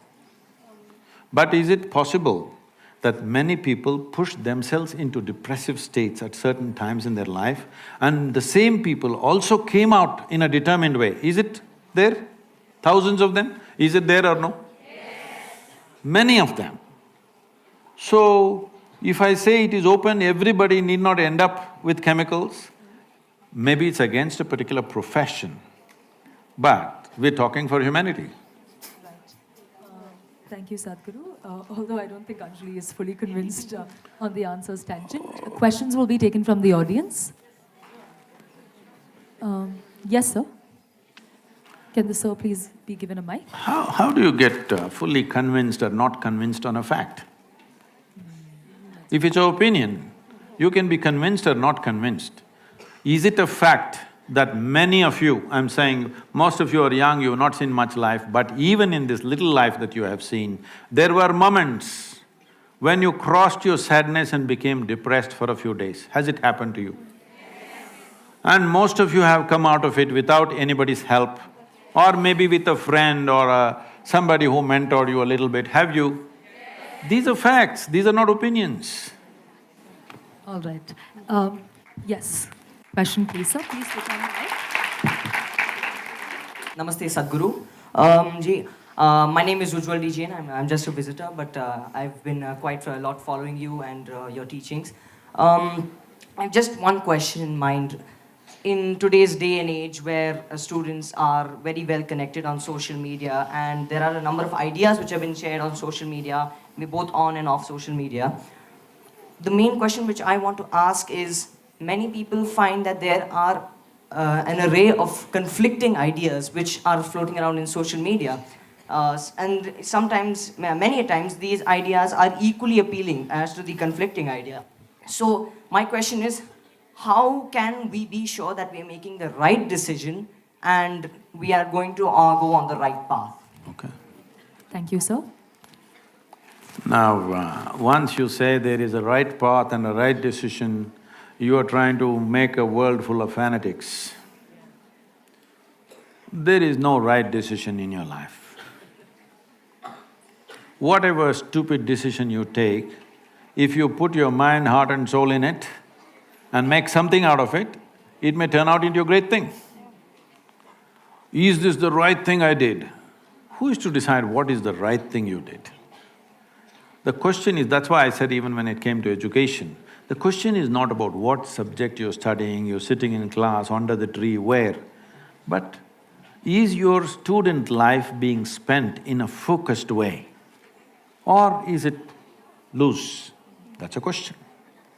So there is no right thing to do, but if you put everything that you have into it, it becomes a great thing to do. So, right decision, right path, the moment you fix those things, we will become fanatical and you will see nobody will be right, everybody will pretend to be right. And that's a world we have created for a long time, it's time to change that. Questions from the audience, please? Namaskaram, Sadhguruji. I'm Vrinda. So my question is, how can one spend a balanced time in academics and spirituality, or maybe career and spirituality? See, anything that you do with your body is connected to time, it takes time. You want to run, you want to walk, you want to do this or that, everything takes time. What you do with your mind also takes time, but not to the same extent enslaved to time. Physically, all these timings, Mr. Bolt runs something in 9 seconds means because body and time are related. Because our sense of body, our sense of time is only because of our body. You don't have to look at your watch to know what is the time. If you observe your bladder, you know how many hours you've been sitting here. I'm saying our sense of time is essentially because of body. We had sense of time even before the watch came, isn't it? Because physical is keeping time, always. How long you can sit here, how long you can walk, how long you can do something, everything is decided by time. Time may be a relative experience at different times. You have seen at a certain time when you're very joyful one day, 24 hours, poof, went like a minute. Another day you're little depressed. Clinically depressed. Then, that one day feels like a whole lifetime. See, when we are very miserable for some reason, that one day… I'm not picking on you, I'm just joking with you. Okay? I'll come for counseling. It's okay, right? Yeah. So, when somebody is very miserable, you will see time just won't roll. So time is a very relative experience, but still it's very directly connected to our body. If we did not have a body, suppose you don't have a body, you sit here for 10,000 years, what's the problem? Isn't it? So when it comes to the mind, it is not as much enslaved to time as your physical body, but mind also has time. But there are dimensions within you which are not related to time. So, this thing about right path, wrong path, all these things largely relates itself to body because it takes time, it takes away life. If you just take a wrong turn, it'll take away life. Maybe you lost half an hour, but you lost not half an hour of time, you lost half an hour of life, isn't it? So when it comes to physical things, we must be little conscious of which turn to take because it takes away our time. Mentally, you can take any turn you want, whichever way you want, because it doesn't take much time. So when you talk about spiritual process, it doesn't take time at all, it's an inner dimension which doesn't relate to time. So your education, you may be studying, you may be running, you may be working, to be spiritual it doesn't take time. Only little initial guidance may take time, afterwards it doesn't consume time because it's not physical in nature. Thank you so much, Sadhguru. We will be taking the last question from the audience. Yes, ma'am, please. Namaskaram, Sadhguru. Where are you? Okay. My name is Raman, and my question is that at some point or some other point, all of us, we feel kind of lost, like we're not connected to something, or this idea of not belonging anywhere. So what is that phase and how can we come out of it? That's called freedom. Yes. See, people are always talking about freedom, but they're always thinking how to bind themselves to something or somebody. If you're really lost in your life, you're absolutely free, isn't it? Hello? No? So, freedom is a territory which needs lot of maturing and culturing to handle. Otherwise, people doing compulsive things, they're thinking they're free. These are compulsive things. Somebody is drinking, if you say, why don't you not drink today, you can do it tomorrow. Why don't I have the freedom to drink? No, it's compulsive. If you're calling your compulsiveness as freedom, it's very unfortunate. You lost all your freedom in compulsiveness. So freedom is that kind of a territory where you have to culture yourself, mature yourself to exist free. Everybody, I think at some point, we provide these opportunities for young people to come and just be by yourself. No compulsive talking, no phone, no drink, no nothing, simple. You eat what you want for nourishment and then simply be. Everybody must spend at least a little bit of time like this, because only then you understand how compulsive you are. Unfortunately, we are translating compulsiveness as some kind of a goal in our life or freedom in our life. No. See, if you want to get somewhere in your life, get somewhere does not mean be better than somebody, do this, earn this, that, no. As a life, your experience of life should become a fantastic experience. So right now, all the crazy things that people are doing in their life, why? They drink, sexuality, temple, this, meditation, whatever they're doing. Why they're doing?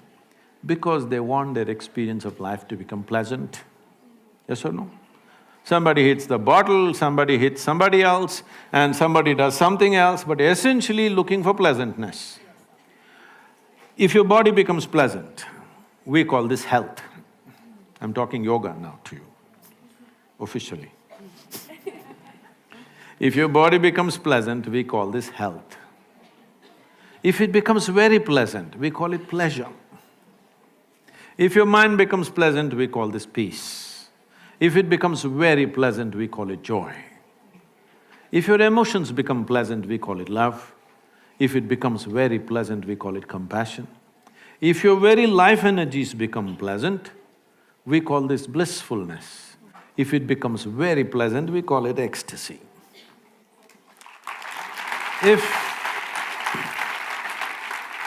If your surroundings become pleasant, we call this success. Only for this last one, to make our surroundings pleasant, we need the cooperation of many forces around us. Many things have to fall into place. But to keep your body pleasant, mind pleasant, emotion pleasant, your life energy is pleasant, it's 100% your business, not good for the business. Isn't it 100% your business to keep this body, this mind, this emotion and this energy pleasant within yourself? If these things are pleasant, right now you sit here and you're blissed out. Now, what will you do with your life? What do you think you will do? Probably nothing. Really? Okay, she's saying probably I'll do nothing. I'm asking all of you, tell me, on a day when you're very happy, are you willing to do lot of things? Or a day when you're depressed, you're willing to do lot of things? When you're happy, you're willing to bend backwards and do everything possible. When you're little unhappy, how difficult it is to move you, isn't it? So why do you say if you're blissed out, you'll do nothing? It is just that you will no more be a vested interest. You are not in pursuit of happiness. Your life is an expression of your bliss. Now what will you do? You will do what's needed. Every human being should be doing what is needed, isn't it? Right now, they are trying to milk happiness from the world, destroying the world in the process, completely destroying the world. See, today, what is it that these ecological disasters unfolding, what do you think it is? In pursuit of human happiness, isn't it? Nothing else. In pursuit of human happiness, we have turned this planet into a bonfire and people are not even happy. Forget about being happy, most people are in different state of struggles. So, it's very, very important. What is in your hands? First, all those things must be taken charge of.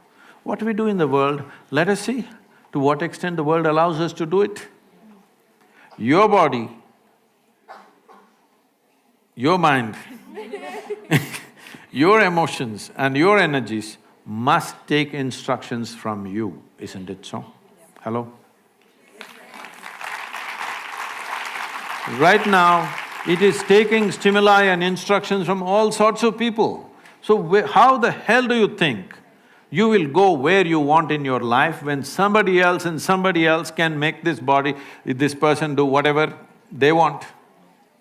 At least what happens within you must be determined by you.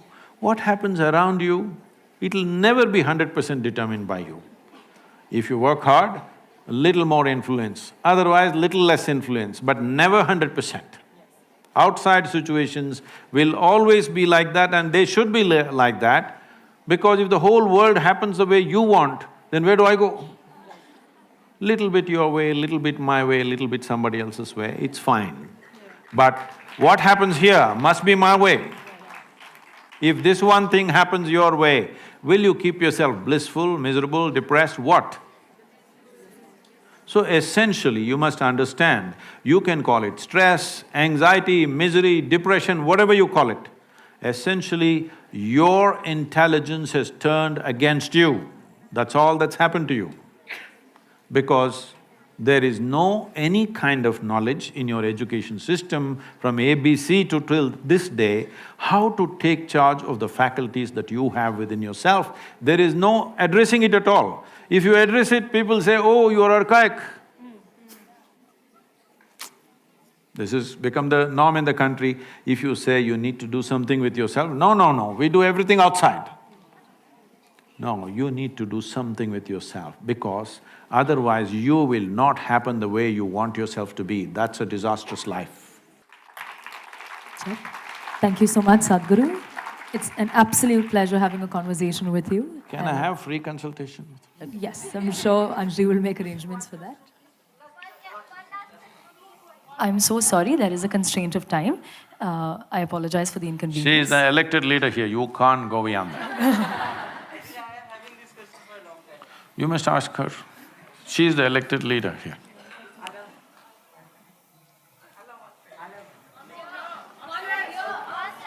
I can't cross over my deans, so go for it. Please ask the question. Pranam Sadhguru. I am from West Bengal. My name is Shourabroto Mukherjee. I have been following you for last 3 months. Was that a warning? No. Why, sir? No. I have been following you for last few months, and I have been watching your videos, and literally I can say that I'm your fan. But I have one question that I have noticed that you have said that whatever we accumulate in our life, like our salary, our reputation, our wealth, our body fat also, it's all, we can say that it's mine, but it's not me. You say, I have seen this, and it's extremely logical. Sure, I can say that the house is mine, but that's not me. I can say that the body is mine, but that's not me. Then what is me? Then what is me? If I release whatever I earned, if I remove whatever I earned, then what is me? What is my existence? That's what I want to know. Why are you asking me, huh?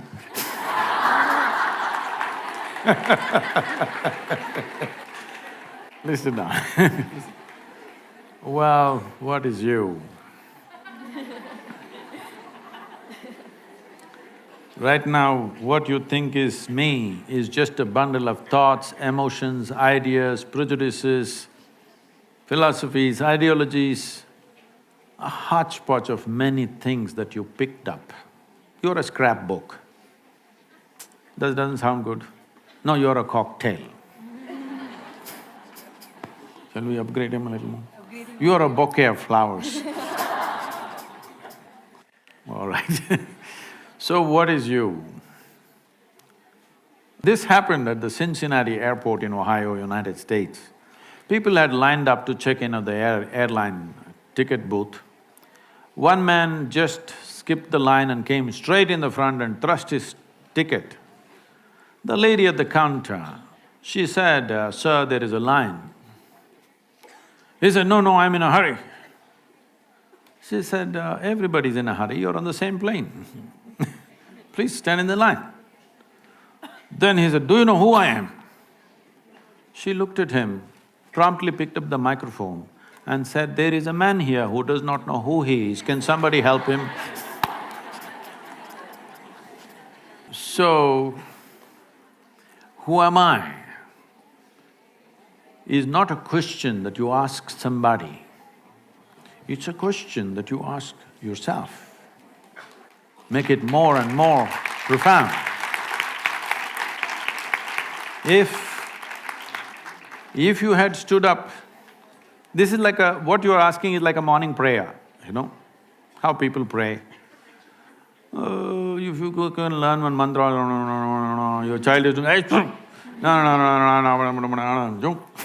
and phone also you can attend in between. These days, even in the temple, priest is attending the phone in between. All this. This happened closer to Christmas. A lady in Minnesota was praying. It was overheard by the neighbors. She was praying, "Dear God, please this time, last time that old fool Santa Claus came and he mistook my prayers. What I want is a thin, slim body and a fat bank balance. Last time he mistook this."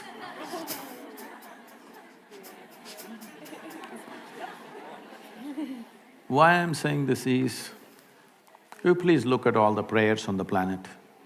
"Dear God, give me this, give me that, save me, protect me."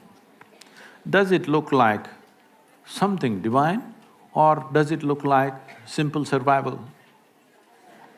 Survival, outsourced. To survive on this planet, you just need 4 limbs and a few brain cells which work. So right now, Sadhguru, all that is okay, but I want to know who I am. This whole who am I business became very popular because of Ramana Maharshi, you know. You heard of Ramana Maharshi? He's not a Bengali. So Ramana said, "Who am I?" and sat down there. People today think they don't have to do anything. If they once in a while ask somebody, who am I? They think they're being spiritual. I was teaching a program in Los Angeles. There's a bunch of people, about 150 people, all prominent people, many of them from the Hollywood crowd. And a whole lot of young women were looking similar. They're not sisters, they have the same doctor. And